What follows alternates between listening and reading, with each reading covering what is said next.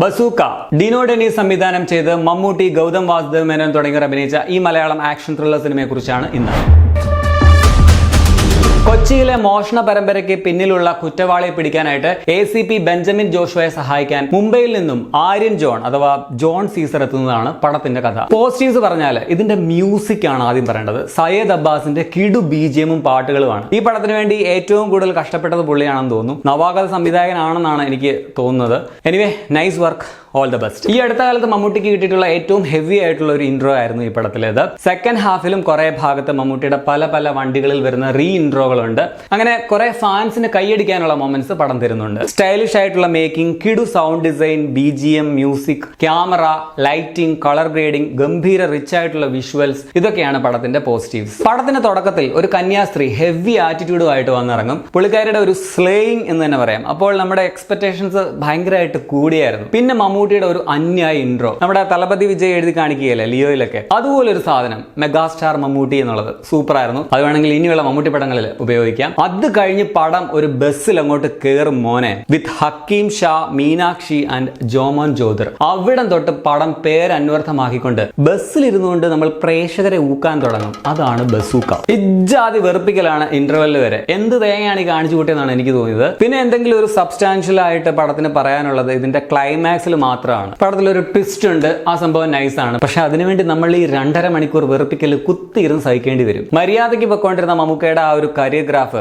അങ്ങനെ ഇപ്പൊ സ്മൂത്ത് ആയിട്ട് പോകണ്ടല്ലോ എന്ന മട്ടില് മമ്മൂക്കയ്ക്ക് കിട്ടിയ ഒരു 8-2-16 പണിയാണ് ബസൂക്ക എന്നാണ് എനിക്ക് ഫീൽ ചെയ്തത്. പെർഫോമൻസ് പറഞ്ഞാൽ മമ്മൂക്ക ഏറ്റവും സ്റ്റൈലിഷ് ആയിട്ട് കാണിച്ചിട്ടുള്ള ഒരു പടമാണ്. പക്ഷെ ക്ലൈമാക്സിൽ എന്തുവായിരുന്നത്, ആ ലുക്കും ഡയലോഗ് ഡെലിവറിയും സ്ലോ മോഷനും എല്ലാം കൊണ്ട് വെറുപ്പിച്ച് വിട്ടിട്ടുണ്ട്. ക്ലൈമാക്സിലാണ് മെയിൻ സംഭവം. പക്ഷെ അവിടെ മമ്മൂക്കയെ അവതരിപ്പിച്ച രീതി പരമ ബോറായിട്ടാണ് എനിക്ക് തോന്നിയത്. ഒന്നാമത് മമ്മൂക്കയ്ക്ക് ചേരുന്ന ഒരു റോളായിട്ട് തോന്നിയില്ല. വല്ല പൃഥ്വിരാജ്, ഫഹദ് ഫാസിൽ അങ്ങനെ ആരെങ്കിലും ചെയ്യേണ്ട വേഷമാണ്. ഇനി ആരൊക്കെ ചെയ്താലും ഇതല്ലേ കഥ. ഗൗതം വാസുദേവ് മേനോൻ അവതരിപ്പിച്ച DCP ബെഞ്ചമിൻ ഹെവി ആയിട്ടുള്ള ഒരു ഇൻട്രോ ഒക്കെ ഉണ്ട്. അതല്ലാതെ ഇതുപോലൊരു മണ്ടനായ പോലീസുകാരെ ഞാൻ കണ്ടിട്ടില്ല. ഇങ്ങേർക്ക് ബുദ്ധി ഉണ്ടെങ്കിൽ പുള്ളി മര്യാദയ്ക്ക് കളനെ കണ്ടുപിടിക്കുകയല്ലേ. അതിനിങ്ങനെ ബോംബെ എന്ന ഒരാളെ കെട്ടിയെടുക്കേണ്ട കാര്യമില്ലല്ലോ. ചുമ്മാ he's the man, he's our guy എന്നൊക്കെ വിളിച്ചു പറയുന്നുണ്ട്.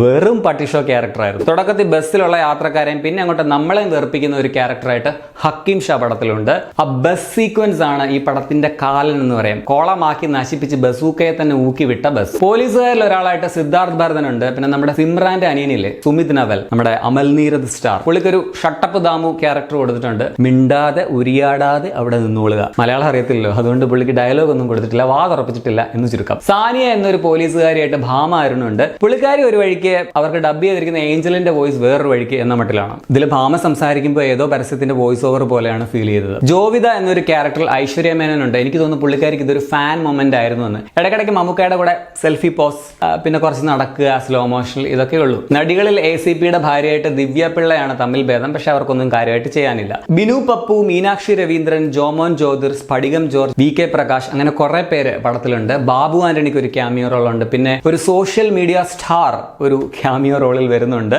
നിമിഷ് രവി, റോബി വർഗീസ്, ഇവരുടേതാണ് ഛായാഗ്രഹണം. കൊള്ളാം. പടത്തിന്റെ കളറിംഗും നൈസാണ്, ലൈറ്റിംഗും നൈസാണ്. നിഷാദ് യൂസഫ്, പ്രവീൺ പ്രഭാകർ എന്നിവർ ചേർന്നാണ് എഡിറ്റിംഗ് നിർവഹിച്ചിട്ടുള്ളത്. മ്യൂസിക് ഞാൻ ആദ്യമേ പറഞ്ഞില്ലേ, കിടുവാണ്. ഇതിന്റെ സൗണ്ട് ഡിപ്പാർട്ട്മെന്റും എടുത്തു പറയണം. സോ മൊത്തത്തിൽ പടത്തിന്റെ മേക്കിംഗ് സ്റ്റൈലിഷ് ആണ്. പടത്തിന്റെ ഇൻട്രോയും ക്ലൈമാക്സും മാത്രമാണ് കൊള്ളാവുന്നതായിട്ട് എനിക്ക് ഫീൽ ചെയ്തത്. അതിനിടയിലുള്ള ഭാഗം മുഴുവനും നമ്മുടെ ക്ഷമയെ പരീക്ഷിക്കുന്ന ഭാഗങ്ങളാണ്. എനിക്ക് തോന്നുന്നു ഈ ക്ലൈമാക്സ് കേട്ടായിരിക്കും മമ്മൂക്ക കൺവിൻസ് ആയതെന്ന്. മോഷണ പരമ്പര, ഗെയിമിംഗ് ബ്ലെൻഡ് ചെയ്തേക്കുന്നത്, ഈ ഐഡിയ ഒക്കെ കൊള്ളാമായിരുന്നെങ്കിലും പടം അവതരിപ്പിച്ച രീതിയാണ് പാളിപ്പോയത്. അനാവശ്യമായിട്ടുള്ള ഒരുപാട് കാര്യങ്ങൾ കഥയിൽ കുത്തിക്കേറ്റിട്ടുണ്ട്. റോഡിലൊരു സ്റ്റണ്ട്, കടയിലെ സ്റ്റണ്ട്, സ്ഫടികത്തിലെ തൊരപ്പൻ ബാസിനൊക്കെ എന്തിനാണോ എന്തോ. ഗൗതം വാസുദേവ് മേനോന്റെയും ഹക്കീം ഷായുടെയും ഉൾപ്പെടെ മോശമായിട്ട് എഴുതിയ കുറെ ക്യാരക്ടേഴ്സ്. ഗംഭീര ട്വിസ്റ്റ് എന്ന രീതിയിൽ ക്ലൈമാക്സ് വളരെ വികലമായി അവതരിപ്പിച്ചു വെച്ചിരിക്കുന്നത്. ആക്ച്വലി ഇതിന്റെ സ്ലോ മോഷൻ സീൻസ് തന്നെ കട്ട് ചെയ്താൽ പടം ഒരു 1.25 മണിക്കൂറായിട്ട് ലെങ്ത് കുറയ്ക്കാം. മൊത്തത്തിൽ സ്റ്റൈല് മാത്രമുണ്ട്. ബാക്കി പറഞ്ഞാൽ വർണ്ണക്കടലാസിൽ ഹെവി BGM ഇട്ട് പൊതിഞ്ഞു തന്ന ഒരു ചീഞ്ഞ കൂഴച്ചക്ക, അതാണ് ബസൂക്ക. ബിഗ് എംസിന് ഈ പടങ്ങൾ ജൂനിയർ മാൻഡ്രേക്ക് പോലെയാണെന്ന് തോന്നുന്നു. മോഹൻലാലിന് ബാഗൂട്ടി ബാറോസ് ആയിരുന്നെങ്കിൽ മമ്മൂക്കായ്ക്ക് ബാഗൂട്ടി ബസൂക്ക. ആഗമത്തിന്റെ ടോട്ടലിൽ ഈ അടുത്ത കാലത്ത് കണ്ട മമ്മൂട്ടിയുടെ ഏറ്റവും മോശമായ സിനിമയായിരുന്നത്. എന്റെ കാശും സമയവും പോയതിൽ എനിക്ക് ഇത്രയും വിഷമം തോന്നിയ വേറൊരു പടം ഈ അടുത്ത കാലത്ത് ഉണ്ടായിട്ടില്ല. എനിക്ക് തീരെ വർക്കാവാത്ത പടമാണ് ഇത്. ഗെയിമേഴ്സിന് മാത്രമേ കണക്ട് ചെയ്യൂ എന്നൊന്നും പറയണ്ട. ഞാൻ പറഞ്ഞത് ഗെയിമിന് പുറത്ത് ബാക്കിയുള്ള പടത്തിന്റെ കാര്യങ്ങളാണ്. മമ്മൂക്കയുടെ ഇൻട്രോ, കുറെ ഹെവി സ്ലോ മോഷൻ സീൻസ് മാത്രം കണ്ട് ചില കട്ട ഫാൻസ് വേണമെങ്കിൽ ഇത് വലിയ സംഭവമാണെന്ന് പറയും, നമ്പാതെ. ഇപ്പൊ എമ്പുരാൻ ഗംഭീരാണെന്നും ഞാൻ പറയില്ല. പക്ഷെ ആ ഗുജറാത്ത് കലാപം, അതുപോലെ പൊളിറ്റിക്സ്, പിന്നെ സ്റ്റീഫൻ നെടുമ്പള്ളിയുടെ കാട്ടിലെ ഫൈറ്റ്, അത് മാത്രം കൊണ്ട് നമുക്ക് പടം മുതലാകും. പക്ഷെ ഇതിന്റെ പേഴ്സണൽ ഒപ്പീനിയൻ മാത്രമാണ്. കാശ് ടൈം ഒക്കെ പോയതിന്റെ സങ്കടവുമാണ്. നിങ്ങൾക്ക് എന്റെ അഭിപ്രായം ആയിരിക്കില്ല ഇതൊരു ഗംഭീര ഒരു അന്യായ സംഭവമായിട്ട് തന്നെ തോന്നിയിട്ടുണ്ടാവാം. എന്റെ കോമൺ സെൻസിന് എന്തോ അങ്ങനെ തോന്നിയില്ല. അപ്പോൾ നിങ്ങൾ ഈ പടം കണ്ടുള്ളവരാണ് നിങ്ങളുടെ അഭിപ്രായം കമന്റിൽ രേഖപ്പെടുത്തുമല്ലോ. ശരി എന്നാ.